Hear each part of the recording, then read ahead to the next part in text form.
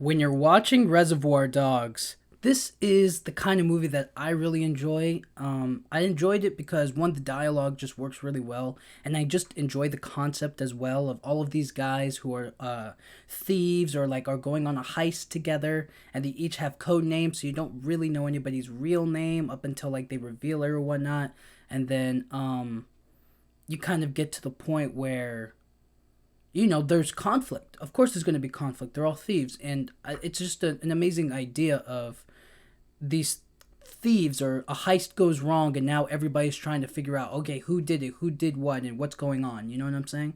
And it was really fun for me. This is one of those movies where you can always reimagine it in different ways. You know what I'm saying?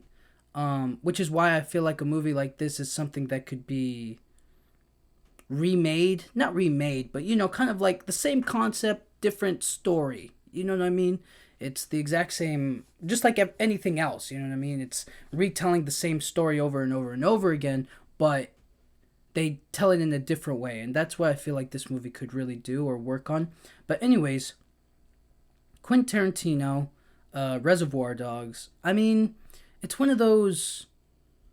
It's something that's so him. You know what I mean? You really, it feels like he would make this. Obviously now after he made many more movies afterwards, you can kind of look back on this and be like, yeah, this is his style. This is exactly how he writes, or he has his characters talk to one another, and it's kind of the. I think this came before Pulp Fiction, and this is kind of like the prelude to that movie where you see like the day in the life of these guys who are all common criminals or thieves and stuff like that, and you see them have like a normal casual conversation. They're all regular guys, you know what I mean? And you kind of start to like them, you kind of start to like root for them, or like, you know you kind of want them to get away in the end, you know what I mean? You don't want the cops to catch them, but at the same time you don't know what's really going on. You're figuring out the mystery for yourself.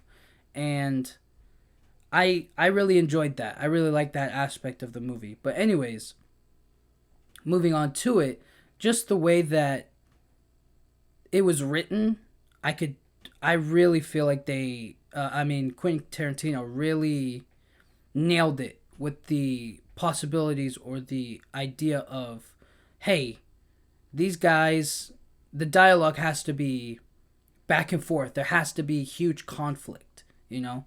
And that's what makes it exciting. So when we start the story, we see Mr. White and Mr. Pink and Mr. Orange, and they're all kind of like breaking down the situation. Well, that's not where the story starts. I think it starts off with like, they're all at that dinner, and you kind of get a sense of like what everybody's role is. And there's a cute little like Easter egg in there, not Easter egg, but kind of like a foreshadowing of like the characters and their like role in the story or whatnot. But anyways, I really think that my favorite character in this movie is Mr. Pink. My favorite character, played by Steve Buscemi, who's fantastic in this movie.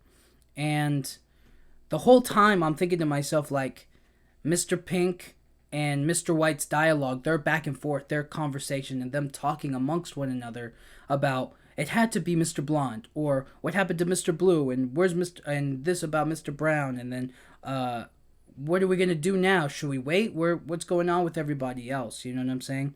And then Mr. White explaining Mr. Orange's condition, and then telling Mr. Pink that he revealed his first name and where he's from, and all of that spirals down into Mr. Pink just kind of being like, "Hey, we're supposed to be professionals here. Everybody else is freaking out right now. What's going on? Like, I didn't do it, but somebody else did. There's a leak. There's a rat in here. Somebody told somebody because the cops came early. The cops weren't exactly where they were supposed to be." He's just very perceptive. He's very smart in this movie, and that I really like about him. I really like that he is somebody so he assesses the situation with such like perception. You know what I mean? He's really the smartest one in the room, and he should have gotten out of there as the minute he knew things were wrong. He shouldn't have gone back to the warehouse or try to like meet up with anybody else or try to figure out who the leak was or isn't and stuff like that. But I yeah, he was my favorite character. Now, it was disappointing for me that Mr. Blue didn't really get much time on screen. At that point, might as well just write him out. But I think the point was that like um some characters had to die, right? Like if you're doing something this dangerous or something like this, it only makes sense that you have to have some members of the team like die from the casualties. So in that aspect, Mr. Blue got the short end of the stick, and then obviously Quentin Tarantino's character, Mr. Brown, died, and that could have been a technical thing more so than like a character thing where it's like it doesn't make sense for me to for one he was like directing, so it's kind of hard for you to like act in the scene and direct at the same time. Not that it's impossible or hasn't been done before, I'm just saying that it's like maybe for him it was kind of like for me to go back and forth between directing these guys and focusing on the production of the whole flow of the story. I can't necessarily be as involved as I would like as doing just one thing. You know what I mean? It's like either he's half an actor and half a director, or he's a full director or a full actor. But we see it time and time again. He'll put himself in his movies for short roles or stuff like that. Something so small roles, nothing too crazy. But anyways, in this one, you see him poke up a few times, and particularly in the beginning when they're all in that having breakfast or in that diner, he has like a ton of dialogue, or he's talking about the song "Like a Virgin" by Madonna, and that's the kind of stuff that you would talk about with your friends with, or like that it just is like a stupid theory or something to talk about while at the table, or like when you're with your friends or whatnot. And I feel like it naturally flowed. You know what I mean? It didn't feel like it was wrong or it was right. You know what I mean? Everybody has their own opinions about it or about the song, or maybe they learned something new about it, but in the end it was kind of like, oh yeah, this is just how I guess people talk or talked back then. Anyways, so then as the story starts unraveling, we see Mr. Orange is bleeding out, Mr. White and Mr. Pink are arguing. They pull their guns out at one another, and then you see Mr. Blonde drinking a soda, and then now everybody's starting to point the finger at Mr. Blonde and be like, "What are you doing? What's going on here? And why did you go crazy on everybody? You're doing this, you're doing that," and it's just kind of like it's a big mystery. But as we dive deeper into the characters like Mr. Blonde, and we see how he gets recruited to do this heist job, and how he was in prison serving time for the leader of the guy of this whole heist, who I forget his name, but and then we see his relationship to nice guy Eddie, and that whole relationship to them and whatnot, and we kind of take a look or take a little bit of a peek into basically like all of these guys are being recruited, but who's who gets in, who leaks in. And with Mr. Blonde's backstory, you can kind of tell, or what they show, what they decide to put in there, is that he is definitely not the one that was like leaking info. He may be a bit of a wild card, or he might be a little bit like too dangerous for the job, you know what I mean? A bit reckless, but he's not quote unquote the leak, he's not the rat, as I guess everybody else would think. And so, as the story continues, we see that Mr. Blonde has a surprise for Mr. Pink and Mr. White and Mr. Orange, who's bleeding to death, but not dying per se. He's still hanging in there. He takes out a police officer from he stole a police officer. He kidnapped one, and he brought him over to the warehouse, and now they're going to interrogate him. And we see Mr. Pink putting a beating on him. We see Mr. White putting a beating on him. We see Mr. Orange bleeding out. We see Mr. Blonde just hanging back, looking cool, doing nothing. And then I think that's when nice guy Eddie showed up, and he was just kind of telling everybody like, "Hey, where are the jewels? Did we do anything with the jewels? Where's," they're asking for his father and whatnot. And they start arguing, and then it becomes now an issue of we have to get the jewels so that way we can start making some money. You know what I mean? Like, this is what we came for. We have to get this done. So Mr. Pink is the one who tells everybody that he got away with some of the diamonds or whatever they stole. And he stashed them away somewhere safe. And the rest of them, all they have to do is just go over there and get it. So now Eddie, nice guy Eddie, takes Mr. White, Mr. Pink, and himself to go get the jewels and then come back here and wait for further instructions or something. And Mr. Blonde's going to wait with the cop and Mr. Orange and keep an eye on them. And Mr. Pink and Mr. White are telling Eddie that is like, this guy's a wild card. He's crazy. You didn't see what he did at the bank or wherever we were at the warehouse that we went to go steal those things. Like, he was shooting cops. He was shooting other people. He was doing all kinds of crazy stuff. Like, he's out of his mind. And so he just tells them again in stern voice that, like, all of us are going right now. Mr. Blonde stays and all will be right as rain. And then they go off and they do their own thing. And then Mr. Blonde starts interrogating the police officer. He starts going nuts. He starts singing songs. He's dancing. He's like beating the guy up. He cuts his ear off. Just going nuts. Throws the ear on the ground. Pours gasoline on the man. About to light him on fire. And then Mr. Orange shoots Mr. Blonde. And then we kind of figure out all of Mr. Orange's backstory. How he is the undercover cop. He is the police officer. He's the one who is infiltrated them and who got the cops involved and told them that this heist is going to take place at this amount of time. And he's infiltrated them so that way he could catch the big guy, the real fish, the real guy behind all of it. I forget his name. Maybe it'll tell. I don't know. What is... I think it's Joe Cabot or something. I forget. But, okay, well, I think it's Joe Cabot. Anyways, he's the big guy that they're all going after, and Mr. Orange infiltrates the group by pretending to be like a thief, a standout thief. So he comes up with this script, or he comes up with this fake lie of a story to basically say, hey, this is what happened to me, and he just goes off on this rant, tells a story and whatnot, and he gains the favor of some of the guys, of particularly Mr. White, and everybody starts talking back and forth, back and forth. The cop is still alive. The police officer is still alive. Mr. Blonde is dead because Mr. Orange shot him. And then finally, Eddie, Mr. Pink, and Mr. White all show back up. And then they see Mr. Blonde dead. Mr. Orange is the only one who could have possibly shot him, maybe not the police officer. And then Eddie just starts breaking down because Mr. Blonde was his friend. And he shoots the police officer. He kills him there. And then he starts yelling at Mr. Orange, like, what's going on? Why'd you shoot him? What happened? And Mr. Orange makes up a lie about how he was going to turn his backs on them and steal the jewels all for himself. But he doesn't know what we know. We, the audience members, know that he was actually in prison with these, or for these guys, and now he's making up this lie. Like, why would he betray them? You know what I mean?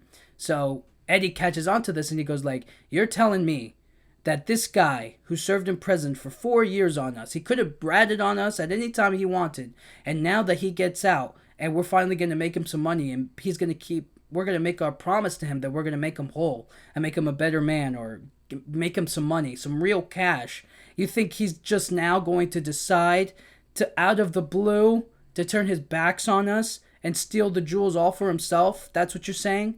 And then finally, the big fish, the big crime lord, Mr. Joe Cabot, he shows up and basically he tells everyone that Mr. Orange is the leak. He's the cop. He's the undercover cop. And Mr. White doesn't believe it. So Mr. Pink, holding the jewels, he kind of stands back and he's just like, what the heck is going on, everybody? Mr. White stands up for Mr. Orange, but he thinks he's just a regular guy and somebody else is the leak. Mr. Blonde maybe because he was going crazy, but that doesn't make any sense. Anyways, Eddie? No. Cabot points the gun at Mr. Orange, trying to finish him off.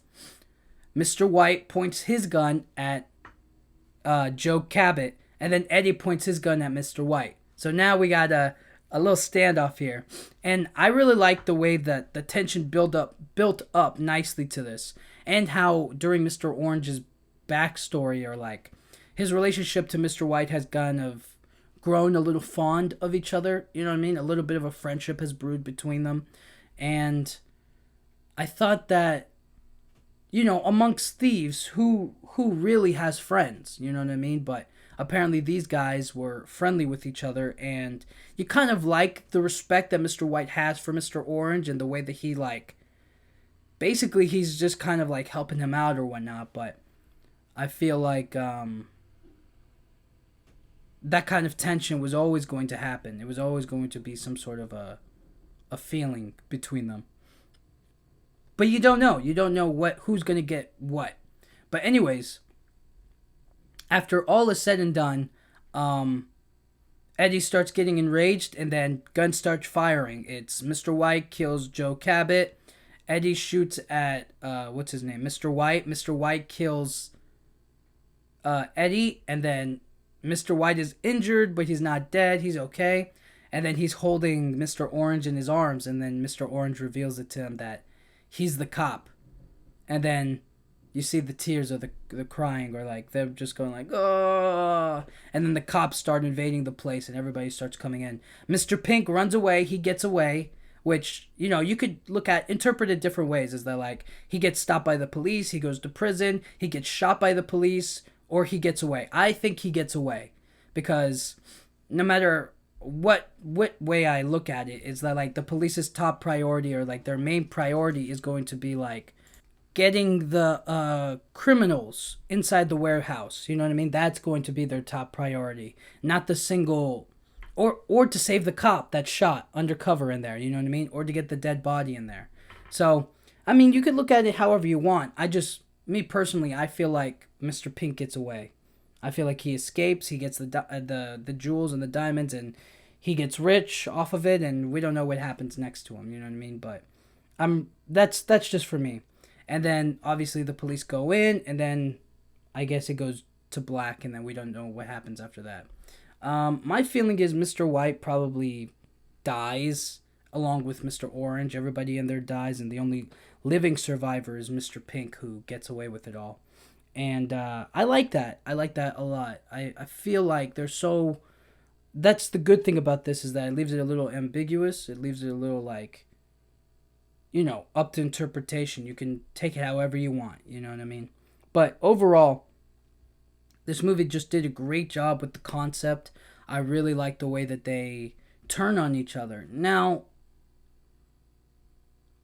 something about the at the beginning of the movie, when you see them all having breakfast or lunch, or they're all at a table together at a diner or whatnot. They're eating something, probably breakfast or whatnot, and you see them eating, and in the middle of the conversation, Mr. Pink brings up the debate, or they start talking about like, all right, let's get ready to tip, and Mr. White is saying, you should tip, and Mr. Pink saying, I don't tip, because it's not, what's the point of it? Is that like, it wasn't amazing service that I should tip the waitress. She's just doing her job. The business themselves should be paying her a livable wage, not me paying tips for this lady to survive. You know what I mean? And they go into greater detail about it. They have a really good exchange about it. I thought it was like pretty funny. But in the end, the main guy, I don't remember, maybe it was Mr. Blue, or maybe it was Joe Cabot. He's kind of just saying like, hey, who didn't pay? And Mr. Orange immediately tells him that it's Mr. Pink. And that could kind of tell you right there that Mr. Orange that's the Easter egg, or that's like the little foreshadowing that he's the snitch, or he's the cop, because he rats out Mr. Pink. And then obviously Mr. Pink pays and whatnot and stuff like that. But yeah, overall this movie was just really, it executed well. The concept was good. It was written well. I feel like for the most part, you don't end up like one way or the other about it. You know what I mean? Like throughout the movie, you see Mr. Orange suffering, because he's been shot. And then when you find out he's the cop, it's like, ooh, it's this moral dilemma, I think, is that, like, these guys are all thieves. They did just kill a cop. Mr. Blonde did, anyways. They're all criminals. Who do you really root for? You know what I mean? Do you want Mr. Orange to catch them all? Or do you want them to get away? Or do you want it to be a shootout? Do you want everybody to die? What do you think is, like, the right way things should go in the story? And that's why I feel like it was the right choice to make it a bit, you know, like you don't know what's gonna happen or how things are gonna work out. You know what I mean? Are things gonna work out for Mr. Orange where he gets saved by the police and they catch the criminals and it's a career case? Or do you think it's he dies, they kill him, they get away with the jewels, and he sacrificed himself for what? The law? For a job? You know? It just feels like there were so many different ways that could have gone with the story. And I feel like they could have extended the story even further. You know, this movie I don't think is that long. But if they had extended it by a scene or two or three, they could have given a little bit more backstory on all of the characters. I feel like the only ones we really get backstories on are Mr. Orange and Mr. No, Mr. Orange and Mr. Oh my goodness, Mr. Blonde and Mr. Blonde. Um, what else is there? I think that when you put a situation like this into when you make a situation like this, right? When you make a bunch of thieves who have to negotiate or talk to each other or figure things out, like they themselves have to be detectives. They themselves have to be cautious and pretty careful when it comes to like breaking the law or doing crimes. You know, imagine if Ocean's 11 had a snitch on the inside. You know what I mean? It just shows the two different sides of things. They show Ocean's 11, which is like 11 guys doing a heist together, right? All of them criminals, career criminals. And then a movie like this where it's like a bunch of criminals again tried to steal something, but one of them is a cop on the inside. And both concepts are executed great, but this Reservoir Dogs issues like Ocean's 11 faces situational conflict. You know, conflict with it was like conflict with the characters or like outside occurrences that they had no control of. You know, like in Ocean's 11 when Saul gets recognized by some friend he used to know while he's playing this character, and he has to like think on the fly of like, I don't know who this guy is, and then he has to get his henchmen to carry him off or to lead him away and whatnot. It's like that kind of almost sold the whole story, or that almost broke his character or his, you know, his role, you know what I mean, in the heist. And then so that's like a situational thing. Or when Yen gets his bandage caught on the bank vault and he's getting ready to pull off, and it's like, ooh, if he didn't get his hand out of there, he would have blown up with the safe and whatnot. He would have been in danger. That's also like a conflict, you know, situational conflict. This one is in Reservoir Dogs, it's a personal and it's a relationship conflict. Their relationship to one another is conflicted. It's pushed against each other. And the same could be said of Ocean's 11, where Danny Ocean and Rusty, they kind of argue about Tess, but they both understand the larger picture, and they're not really against each other, but they're sort of against each other. Anyways, it was, in this movie, a personal, you know, relationship tension amongst each other, and the tension in Ocean's 11 was more the situation, the problems that they had to face with executing the heist. In this movie, in Reservoir Dogs, they don't even show the heist. They show the aftermath, which I thought was really smart, and you hear it from the dialogue, you see it in their faces, you understand, like, okay, I'm putting the pieces together myself. And with a little bit of backstory and a little bit more, like, information about each individual character, I myself can, like, oh snap, that's okay, so it can't be him. You start eliminating suspects on your own, and you start figuring it out as you go. And I think, I don't know, maybe some people automatically felt it was Mr. Orange, but like, I think that was also kind of like a big twist. I think a lot of people might have suspected Mr. White because he was pretty calm about the whole thing, but and the fact that he revealed his name and where he's from to this dying guy makes it seem like a little bit more sympathetic. Whereas it turns out to be Mr. Orange, and you're like, "Ooh, snap, like he's really sacrificing himself here to get the big guy to make a huge arrest, to make it a big case." You know what I mean? He's dying, and he literally says that in the movie. He's like, "I'm dying here." You know what I mean? Like, but we have to wait. We have to follow through with the plan. We have to wait until Joe Cabot arrives and we can arrest him, and then we'll both be done, and hopefully we live to see tomorrow. But obviously that one cop dies, and I think Mr. Cop eventually dies as well. He's lost too much blood, and it's just going to be a pain to get the bullet out and put him on an operating table and whatnot, so it's over for him too. And then Mr. White gets shot by the cops or whatever. Or Mr. White kills Mr. Orange, you know what I mean? Right there in front of the cops, and then the cops kill Mr. White. Something like that. I just don't feel like anybody but Mr. Pink is the only survivor. He gets away. He lives to see the next day. He makes it off with the jewels. He makes money. Successful, professional heist for him. But everybody else, whew, dead. Dead, dead, dead. Anyways, man, this movie, I mean, in a lot of ways, this is a great detective movie or great, like, whodunit mystery. You know what I'm saying?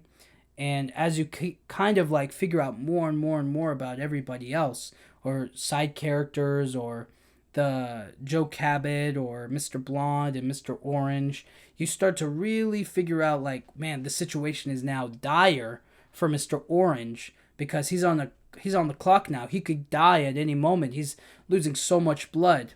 Whereas, you know, everybody else needs to escape, you know what I mean? So it really makes you internally judge yourself or to figure yourself out a little bit of like, I want the criminals to get away with it. They need to get out of that warehouse and leave Mr. Orange. But then you're kind of like, he is dying, and if he's not if he's not the cop, then they should try to save him. And I think when the movie was like first beginning and I saw Mr. Orange, I was kind of like, they should just take him to a hospital, get that over and done with. But they made the right call keeping him there because they don't know anything. And then when he eventually reveals himself, it's pretty crazy that he's sacrificing himself for the job, you know? So anyways, that's Reservoir Dogs. It's a really great movie. Great concept, great dialogue, and great execution all the way around. And it wasn't high budget. It was just very simple, you know, all in that warehouse pretty much for the most part. I mean, there were some few, you know, set, you know, like they had to do the office for Joe Cabot, and then they had to do a couple of like outside shots going to the car and whatnot, but and like some running and driving and whatnot, but other than that, I think it was pretty simple, and they did a really great job with it. And I do kind of like, I didn't see any behind the scenes footage of this or whatnot, but hopefully they kind of explained that they had all of the characters there that one day, you know, that first day, and they basically do it like a play. They do all of their dialogue, or they do the whole scene all in one go. You know what I mean?